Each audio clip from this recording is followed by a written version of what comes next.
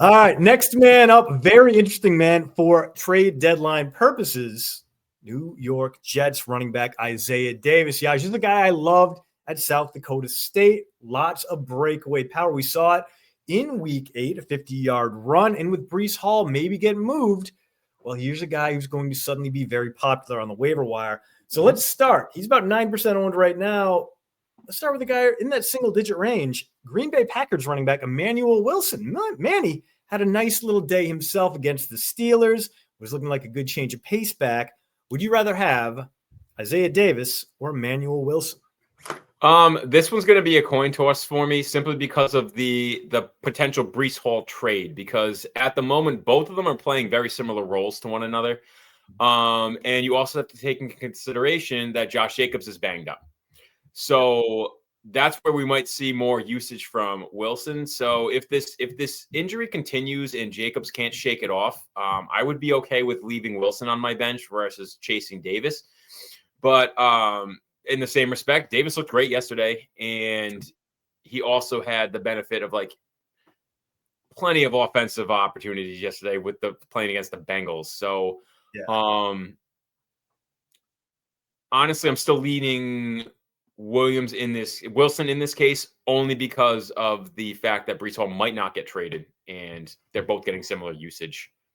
Yeah, I feel like this is going to be a situation where I don't think anyone's going to necessarily bowl over the Jets, and they might hold on to him because they do need someone to sell tickets in New York right now.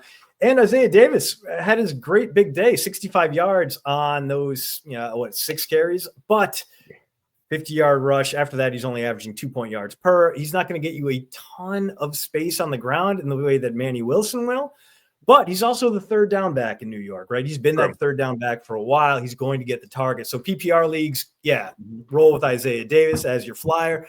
If you're doing half PPR, if you're in a non-PPR league, I think I want Emmanuel Wilson in my lineup. All right, next man up. Hot name for a second there, fading fast, 20% owned. Arizona Cardinals running back Michael Carter. Yaj, do you want the de facto, no one's happy about it, Cardinals top running back, or do you want the Jets RB2, Isaiah Davis? No, I'll take the Jets RB2 Davis here. I think he quite honestly provides more upside out of the two. I think Carter is actually losing snaps to Bam Knight at this point. I don't think he's going to get his full allotment of snaps back. Knight was great a couple of years ago with the Jets, and he seems to kind of like he's not actually replicating, but he's somewhat close to his production with the Jets.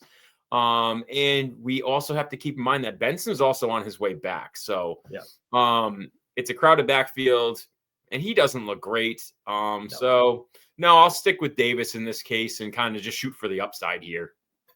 Yeah, I believe my official analysis is that Michael Carter has largely been a wet pile of laundry throughout his entire NFL career. And this is a man who, if he had enough carries to qualify, his negative 1.4 rush yards over expected per carry would be the worst in the NFL by a full half yard. This guy is 33% worse than Alvin Kamara right now. It's not a tenable situation.